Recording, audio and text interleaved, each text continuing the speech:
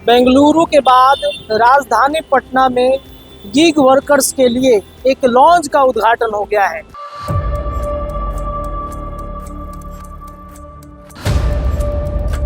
यहाँ पर पानी पीने का तो व्यवस्था है, लेकिन शौचालय के लिए कोई व्यवस्था नहीं की गई है। हम अंदर चलते हैं।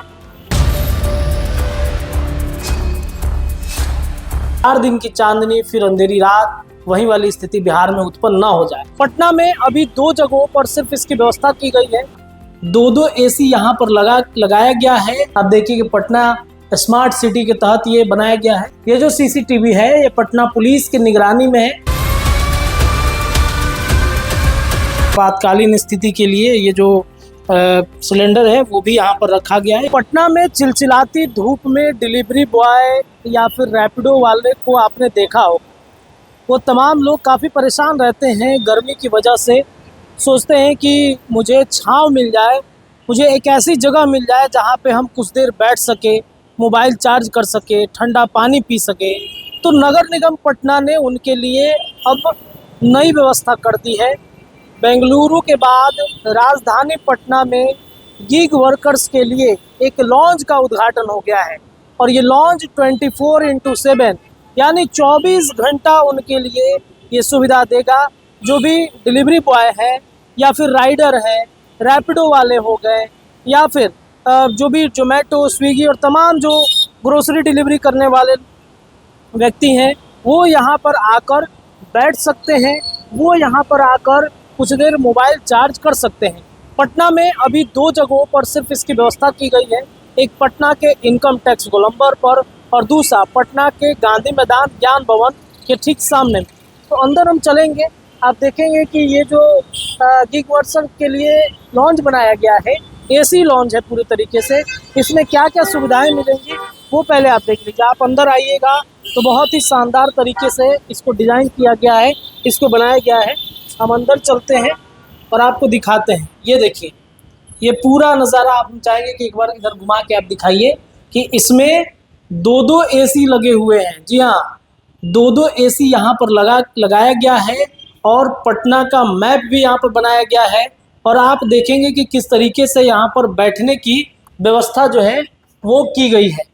तो आप सीटिंग देखिए, यहाँ पर सीट को दिखाइए, बैठने की व्यवस्था कैसी की गई है। एक गार्ड है, उनको भी यहाँ पर लगाया गया है। उनसे पूछने की कोशिश करेंगे कि यहाँ पर क्या व्यवस्था किया गया है। लेकिन अंदर की तस्वीर आप देख लीजिए। गार्ड साहब इधर आइए। तो आप देखिए अंदर की जो तस्वीर है वो पहले आप देखिए कि पीने का पानी यहाँ पर लगाया गया है। तो यहाँ पर आप बैग रख सकते हैं कुछ देर के लिए, डस्टबिन भी है। आप देखिए कि पटना स्मार्ट सिटी के तहत ये बनाया गया है। देखिए सीसीटीवी की निगरानी में है।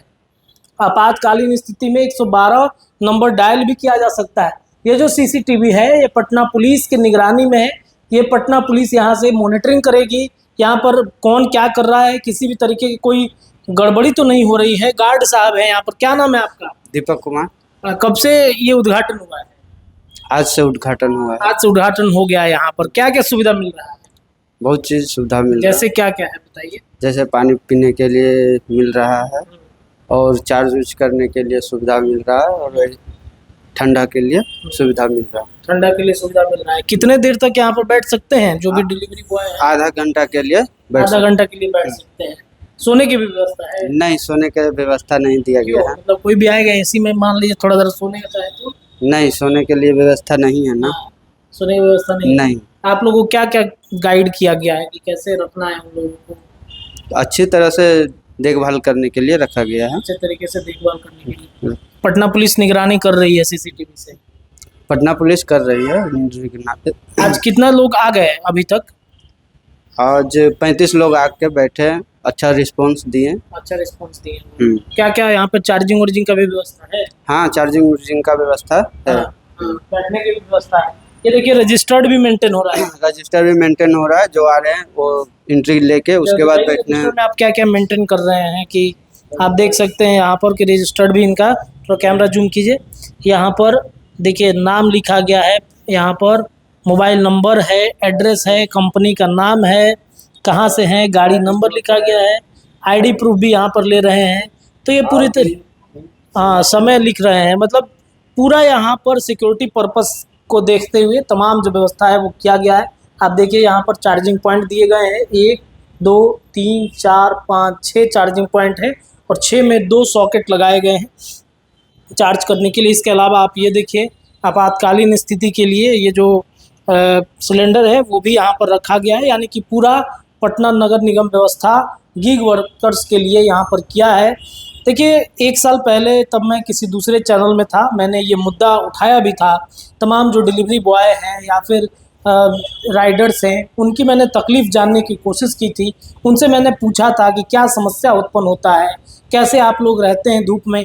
तब पटना के तमाम इलाकों में जो पेड़ होते हैं, पेड़ के छाँव के नीचे वो चिलचिलाती धूप में माथे पर गमछा रखे, मुंह में मास्क लगाए हुए बैठे रहते थे, अपने राइड का इंतज़ार करते थे, अपने जो ऑर्डर होता था उसका इंतज़ार करते थे।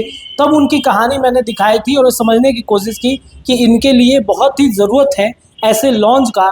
जो नगर निगम ने वो बातें सुनी, वीडियो काफ़ी चला भी था, नगर निगम ने व्यवस्था की है।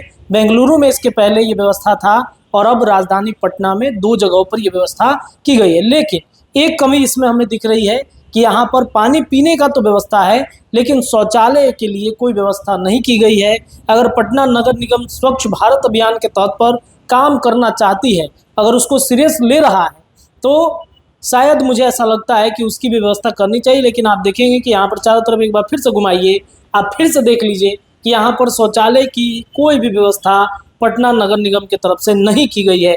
देखिए सब कुछ होते हुए जो स्वच्छता अभियान के तहत काम करना चाहिए नगर निगम को, वो उसमें आकर नगर निगम फेल कर गया है। तो ये एक कमी है। मुझे लगता है कि आने वाले वक्त में ये कमी ज़रूर पूरा होगा। लेकिन राहत तो मिली है, एसी चल रहा है, 24 घंटा यहाँ पर रहना है तो 24 घंटे के लिए 2 एसी हैं। 12-12 घंटे के शिफ्ट में ये दोनों एसी चलेंगे, गार्ड भी 2 रहेंगे, दोनों गार्ड अलग अलग इनका ड्यूटी होगा और यहाँ पे व्यवस्था पूरी तरीके से अच्छा है। लेकिन वहीं शौचालय की कमी से अब आप सोच सकते हैं कि नगर निगम स्वच्छता के प्रति कितना सीरियस है। अगर सीरियस होता तो शायद यहाँ कोना में एक बाथरूम जरूर देता जिसका निकासी कहीं नाले में होता। लेकिन थोड़ी सी राहत तो ज़रूर मिली है। सरकार ने जो पहल किया है उसकी सराहना ज़रूर है। अन्य दिनों में क्या इसका इम्पैक्ट और पड़ता है, क्या ये सक्सेस हो पाएगा बिहार में, क्योंकि बिहार में कई ऐसे प्रोजेक्ट आते हैं, कई ऐसी योजनाएं आती हैं, उस बन तो जाता है लेकिन इम्प्लीमेंट बहुत कम दिनों के लिए रह जाता है। कहावत है 4 दिन की चांदनी फिर अंधेरी रात, वही वाली स्थिति बिहार में उत्पन्न ना हो जाए। राजधानी पटना में ऐसे कई बस स्टॉप भी बनाए गए थे जो काफ़ी सुविधाजनक था, लेकिन वहाँ पर बस न रुक कर बल्कि वहाँ पर जानवर रुकते हैं, जानवर इंतजार करते हैं बस का, गाड़ी का। अगर आम पब्लिक वहाँ पर जाएगा तो जानवर से डरता है, बस तो रुकता ही नहीं है। तो इसकी क्या स्थिति होगी ये देखना होगा, उस पर भी हम रिपोर्टिंग करेंगे, उस पर भी हम बातचीत करेंगे कि वहाँ तब क्या स्थिति है। 1 महीने की इंतजार कर लेते हैं, 2 महीने इंतजार कर लेते हैं, क्या ऐसी सुविधा मिलेगी, क्या ये साफ सफाई रहेगा, ये एक बहुत बड़ा प्रश्न होगा।